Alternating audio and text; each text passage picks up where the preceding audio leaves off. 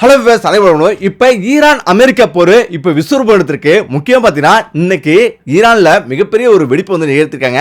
மிகப்பெரிய ஒரு எண்ணெய் கிடங்குல ஏவுகணை வீசிருக்காங்க. அது வெடிச்சு சிதறிருக்கு. அந்த டெஹரான் நகரம் முழுவதுமே பயங்கர ஒரு புகைமூட்டம். அந்த நகரமே பயங்கரமா பாதிக்கப்பட்டிருக்கு. பல ஆய்வாளர்களும் என்ன நடக்குன்னு தெரியாது, அமில மழை கூட வந்து பெய்யும், அதனால மிகப்பெரிய பாதிப்பை ஏற்படுத்தும் அப்படின்னு சொல்றாங்க. ஈரான் நோக்கி 30 இடங்களுக்கு மேல தாக்குதல் நடத்திருக்காங்க. முக்கியமா எண்ணெய் கிடங்குகளும் வாட்டர் பிளான்ட்களும். இதுல வாட்டர் பிளான்ட் சேருது, அதாவது உப்பு நீரை நன்னீரை மாத்தக்கூடிய சுத்திகரிப்பு நிலையத்தை தாக்கியிருக்காங்க. இதனால மிகப்பெரிய விளைவு எங்க ஏற்பட போகுது அப்படின்னா அதுதான் வளைகுடா நாடுகளுக்கு. இது ஒரு பேரழிவுன்னு சொல்லலாம். மனித குலத்துக்கு எதிரான ஒரு பேரழிவு ஏற்பட போகுதுன்னு தான் சொல்லலாம். தண்ணீர் போர் ஏற்பட போகுது. அதுக்கு முக்கிய காரணம் மிகப்பெரிய ஒரு ஆபத்தான ஒரு விஷயம் வந்து இருக்குது. கடந்த 28ஆம் தேதி இஸ்ரேல் ஈரான் போர் வெடிச்சது. அதுல அமெரிக்காவும் இஸ்ரேலும் சேர்ந்துட்டு ஈரானை தாக்கிச்சு. அதுல அந்த நாட்டு அதிபர் உச்சபட்ச தலைவர் கமேனி கொல்லப்பட்டாரு. ஆனா அதுக்கு பிறகு ஈரானை திருப்பி தாக்கிச்சு. அதனால வளைகுடா நாடுகள்ல 10 நாடுகள் பாதிக்கப்பட்டிருக்கு. இப்ப தொடர்ந்து அமெரிக்காவுடைய முக்கியமான ராணுவ தளங்களையும் குறி வச்சு ஈரான் தாக்குச்சு. அதுக்கு பதிலடியா ஈரானை தற்போது இஸ்ரேலும் அமெரிக்காவும் தாக்கிட்டு இருக்கு. தற்பொழுது ஈரான்ல மொத்தம் 1400 பேருக்கு மேல வந்து இறந்திருக்காங்க. அதே போல 30 கப்பல்கள் வந்து மூழ்கடிச்சிருக்காங்க.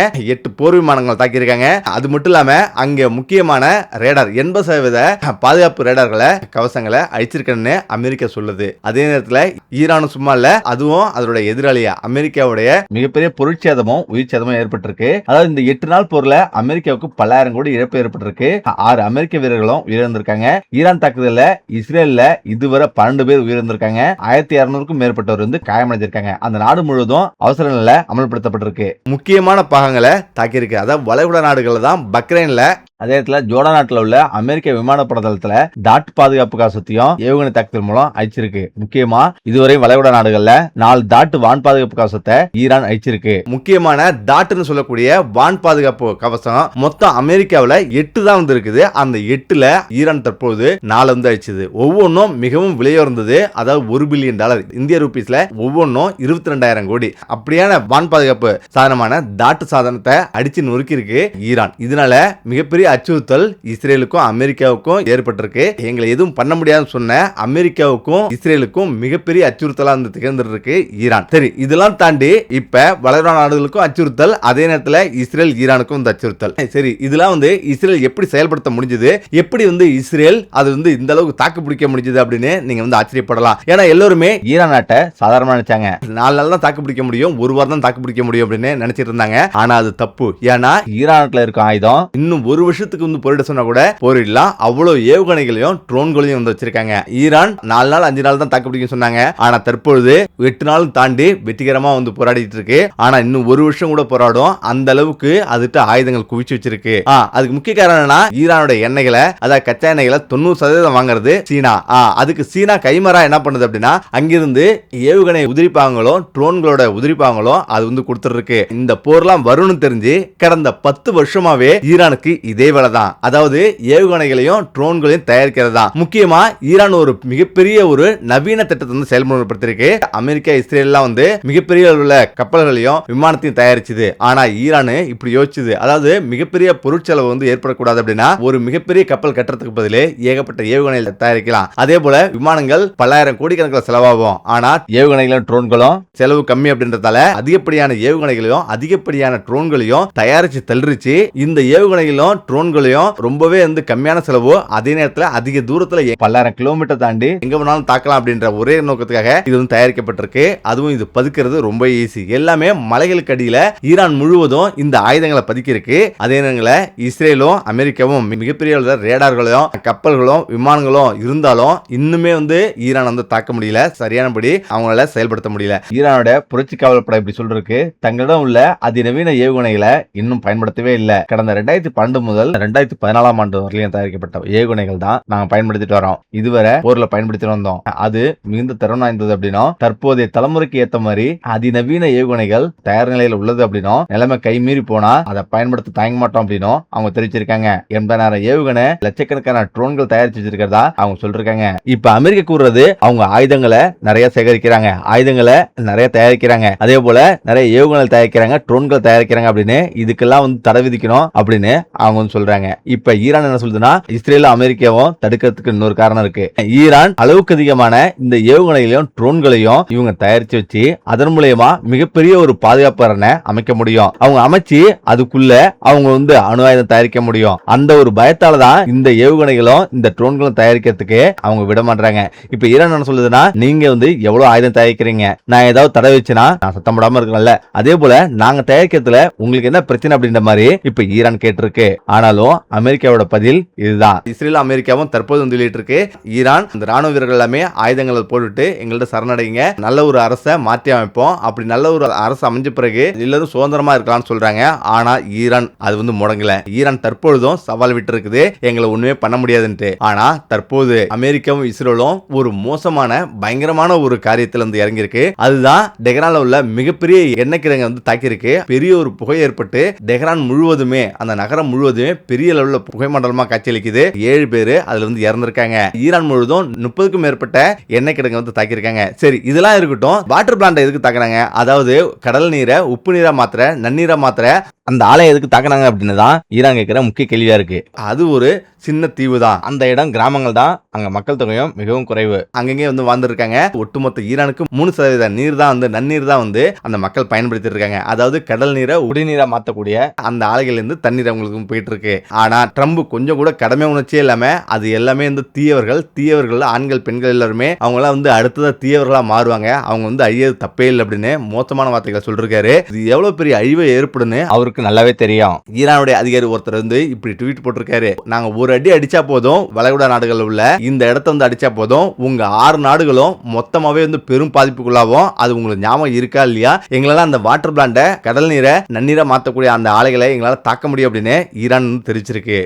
இதுல தான் முக்கியமான ஒரு விஷயமே தொடங்கியிருக்கு. பயங்கரமான வாட்டர் வார ஏற்படுத்தக்கூடிய சூழ்நிலை ஏற்படும். அதாவது தண்ணீர் போர் கூட ஏற்படும். இதனால ஏற்படக்கூடிய மிகப்பெரிய ஆபத்து என்னன்னா, மனித குலத்துக்கே ஆபத்து சொல்லலாம். ஏன்னா அந்த வளைகுடா நாடுகள் முழுவதுமே சவுதி, பக்ரைன், துபாய் அப்படின்னு 6 நாடுகளுக்கு ஒரே இடத்துல கடல் நீரை உப்பு நீரா மாத்தக்கூடிய ஆலைகள் நிறுவியிருக்காங்க. இதுக்காக அமெரிக்கா பல்லாயிரம் கோடியில பொருட்செலவுல அந்த ஆலையை நிறுவியிருக்காங்க. சரி, இதெல்லாம் தாண்டி அதுல சின்னதா ஏவுகணையை போட்டா அது எவ்வளவு பெரிய பாதிப்பு ஏற்படும். ஒரே நாள்லயே அத்தனை நாடுகளுடைய உயிர் நாடியே எடுக்கக்கூடிய சக்தி ஈரான் இருக்குது.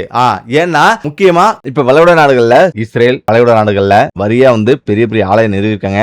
குவைத்துக்கு 90%, சவுதி அரேபியாவுக்கு 70%, ஓமனுக்கு 86%, யுஏவுக்கு 42%, துபாய்க்கு 90% இவங்க கடல் நீரை நன்னீரா மாத்தி கொடுத்துருக்காங்க. இந்த பாரசீக வளைகுடால தான் இது எல்லாமே இருக்கு. ஒரே ஒரு ஏவுகணை போட்டா போதும் இந்த பிளாண்ட் மொத்தமும் மிகப்பெரிய பேரழிவு நடக்கும். இதுல முக்கியமான விஷயம் என்னன்னா, ஈரான் அதை தொடவே விரும்பல. பழிவாங்க உரிமை ஈரானுக்கு இருக்கு. இந்த இடத்தை தாக்குனா அது என்ன மாதிரி விளைவை ஏற்படுத்தும்? முக்கியமா இப்படி நடந்தா சவுதி தலைநகரமான ரியாத்ல உள்ள மக்கள் ஒரு வாரத்துக்குள்ள வெளியேற வேண்டியிருக்கும். அது மட்டும் இல்லாம அங்கு மின்சாரம் முற்றிலும் துண்டிக்கப்படும், மின்தடைகளும் பல மாதங்கள் நீடிக்கும் அப்படின்னு எச்சரிக்கை வந்திருக்கு. இப்படி இந்த நாடுகள் எல்லாமே கடல் நீரை நன்னீரை மாத்தக்கூடிய ஆலைகள் இருந்து தான் அவங்க பெறாங்க.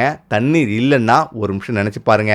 ஏன்னா அந்த பகுதி முழுவதுமே, அதாவது இந்த வளைகுடா நாடுகள் முழுவதும் வெப்பம் அதிகமா இருக்கும். கடுமையான வெப்பத்தால ஒரு வாரம் கூட தண்ணீர் இல்லாம இருக்க முடியாது. அதே நேரத்துல ஒருவேளை ஈரான் கோவப்பட்டு இந்த ஆலைகளை அழிச்சா என்ன நடக்கும்னு யோசிச்சு பாருங்க.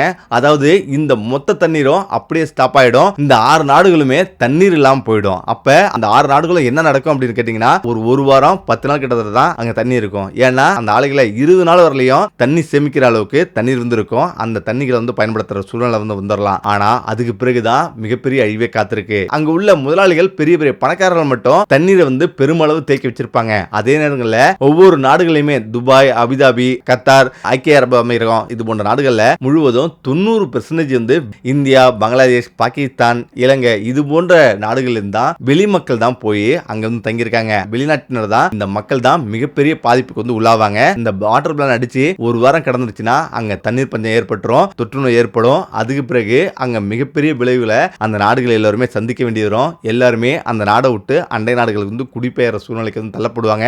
அதுக்குள்ள ஏகப்பட்ட மக்கள் இறந்துருவாங்க. இப்படியான ஒரு ஆபத்தை கையில வச்சுக்கிட்டு எந்த ஒரு கடமை உணர்ச்சியும் இல்லாம அவங்க இறந்தா என்ன, அவங்க போனா என்ன அப்படின்னு அமெரிக்காவும் இஸ்ரேல் வந்து பேசிட்டு இருக்கு. உண்மையிலேயே இந்த வளைகுடா நாடுகளுக்கு ஏதாவது ஒரு ஆபத்து எந்த ஏற்பட்டுச்சுன்னா எனக்கு தெரியாது அப்படின்னு கைவிரிச்சிட்டு அமெரிக்கா போயிடும். ஏன்னா அதனால எதுவுமே பண்ண முடியாது. மரணம்ன்றது அந்த நாட்டுக்கு சாதாரணம். மக்கள் தானே மரணம் அடைகிறாங்க, அடைஞ்சிட்டு போட்டு அப்படின்னு அவங்க வந்து போயிடுவாங்க.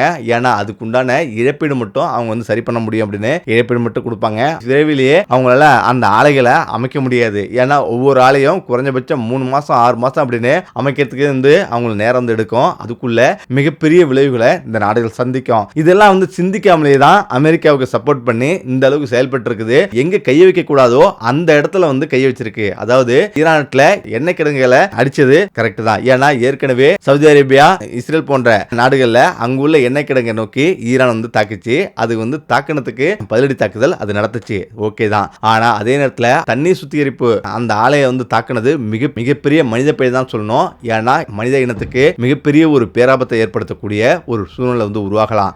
அப்படியான சூழ்நிலைக்கு போகாம இருந்தா ரொம்பவே நல்லா இருக்கும். ஆனா இதிலிருந்து கொஞ்சம் தடுமாறினா கூட மிகப்பெரிய இழப்பை இந்த நாடுகள்லாம் சந்திக்கிற மாதிரி இருக்கும். மிகப்பெரிய ஆபத்தையும் இந்த நாடுகளை நெருங்கிட்டு இருக்கு. இதுக்கிடையே வளைகுடா நாடுகளுக்கு ஈரான் இப்படி அறிவிச்சிருக்கு, நாங்க மட்டும் துப்பாக்கிலாம் தூக்கிட்டு நாங்க போரிடணும், எங்களுடைய மக்கள் எல்லாம் கொத்து கொத்தா வந்து சாவாங்க, இதெல்லாம் வந்து வளைகுடா நாடுகள் வேடிக்கை பார்த்துட்டு இருக்கோம். முக்கியமா எங்களை அழிக்கிறதுக்கு நீங்க உங்களுக்கு ராணுவ தளம் வந்து அமைச்சு கொடுப்பீங்க, நாங்க இதெல்லாம் பார்த்துட்டு சும்மா இருக்கணுமா, நாங்க நினைச்சா ஒரு நிமிஷத்துல உங்களுக்கு மிகப்பெரிய பேரழிவை ஏற்படுத்த முடியும் அப்படின்னும் ஈரான் வளைகுடா நாடுகளுக்கு கூறியிருக்கு. அது சொல்றது இந்த வாட்டர் பிளான்ட் தான். அதாவது கடல் நீரை நன்னீரை மாற்றக்கூடிய இந்த வாட்டர் பிளான்ட் குறிவிச்சு தாக்குனா எவ்வளவு பெரிய இழப்பு ஏற்படும் அப்படின்னு அது சொல்லுது. ஏன்னா துபாயில மட்டும் 40 லட்சம் பேர் இருக்காங்க, அதுல 35 லட்சம் பேருக்கு மேல பாதிக்கப்படுவாங்க. அதே நேரத்துல அந்த நாட்டுல 92% பேரு வெளிநாட்டினர், வெறும் 8% பேர் தான் அந்த நாட்டுக்காரங்க. அதே போல ஒவ்வொரு நாட்டிலுமே வந்து லட்சக்கணக்கான மக்கள் இதனால பாதிக்கப்படுவாங்க. ஆனாலும் ஈரானுக்கு எதுவுமே இல்லை. ஏன்னா எண்ணெய் போனா திரும்ப 40 நாள்லயோ 6 மாசத்துலயோ அவங்க திரும்ப வந்து எடுத்துடலாம். தண்ணீர் கூட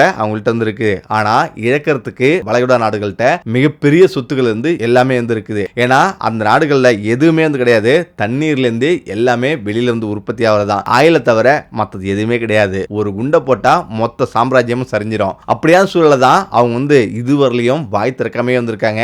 எல்லாரும் தயவு செய்து போற நிப்பாட்டுக்குன்னு வேண்டிக்கிறாங்க. ஆனா தற்பொழுது ஈரான் வந்து நேத்தே வந்து அறிவிச்சது வளைகுடா நாடுகளை தாக்கல அப்படின்னு சொல்லிச்சு. ஆனா தற்பொழுது மிகப்பெரிய எண்ணெய் கிடங்குகளை குறி வச்சு தாக்கியிருக்காங்க. வாட்டர் பிளான்ட்டையும் குறி வச்சு தாக்கியிருக்காங்க. இப்பதான் அந்த நாடுகளுக்கு எல்லாமே ஒரே ஒரு மெசேஜ்ல பயத்தை காட்டிருக்காங்க. அடுத்தது என்ன நடக்க போகுது அப்படின்றத பொறுத்து தான் பார்க்கணும். ஓகே, நம்ம இந்த வீடியோ பிடிச்சீங்கன்னா மீண்டும் அடுத்து சந்திப்போம். நன்றி.